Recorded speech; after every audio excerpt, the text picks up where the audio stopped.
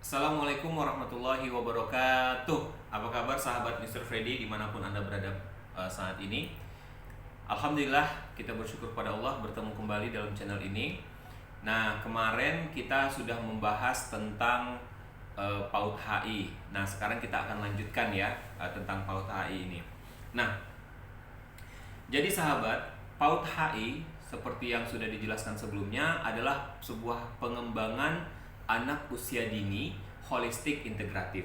Nah, jadi ada suatu proses di mana proses ini disebut sebagai proses transformasi satuan PAUD, ya. Dalam presentasinya gitu ya.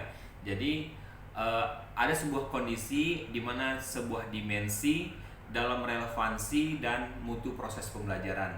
Nah, di sini ada kondisi gitu ya.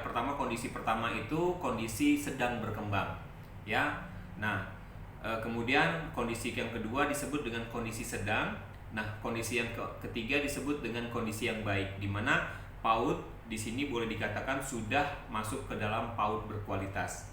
Nah, sesuai dengan jenjang pondasi yang sudah dibangun.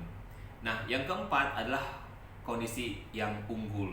Nah, di mana satuan PAUD sebagai katalis dan hub layanan PAUD HI. Nah, sahabat semua, dalam pembahasan PAUD HI ini, bagaimana proses transformasinya, itu ada yang disebut dengan kualitas lingkungan belajar.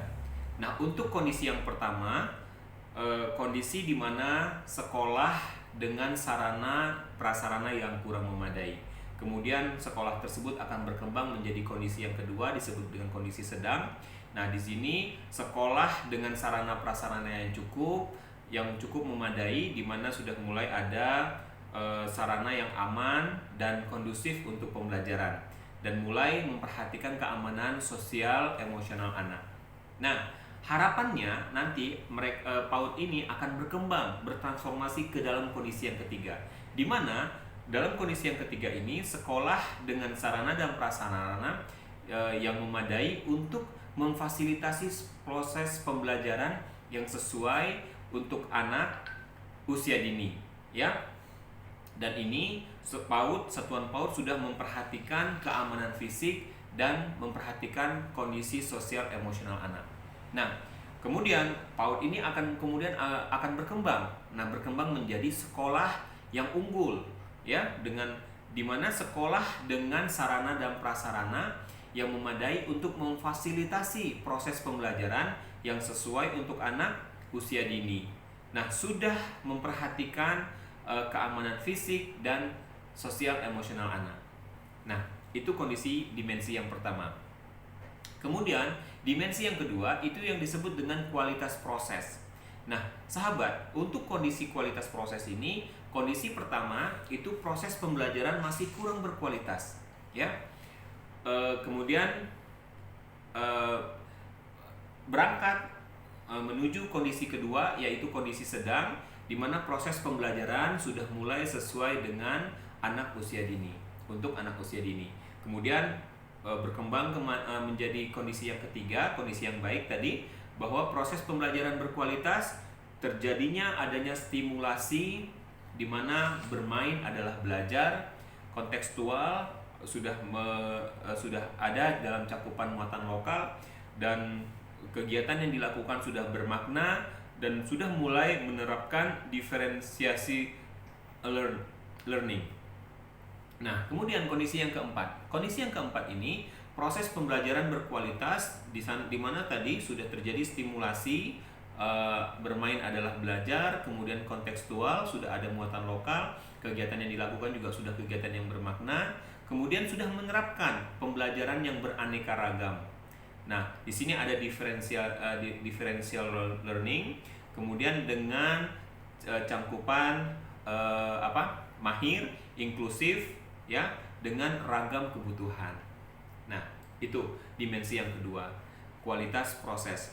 Nah, dimensi yang ketiga adalah di mana dimensi keterlibatan orang tua, sahabat. Nah, untuk kondisi pertama, kondisi di mana orang tua sama sekali belum pernah dilibatkan. Kondisi yang kedua, sudah terjalin komunikasi dengan orang tua mengenai kegiatan yang dilakukan di PAUD. Sudah ada komunikasi.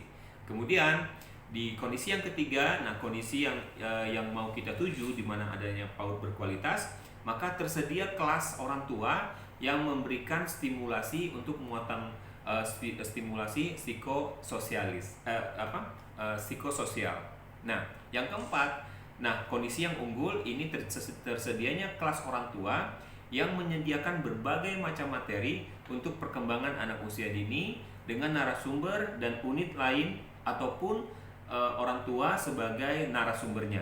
Nah, tujuan dari kelas orang tua ini nanti kita akan bahas untuk secara khusus di modul yang khusus, yaitu kelas orang tua. Nah, sahabat, kemudian ada layanan pemaknaan layanan. Nah, yang keempat, ya, dimensi yang keempat.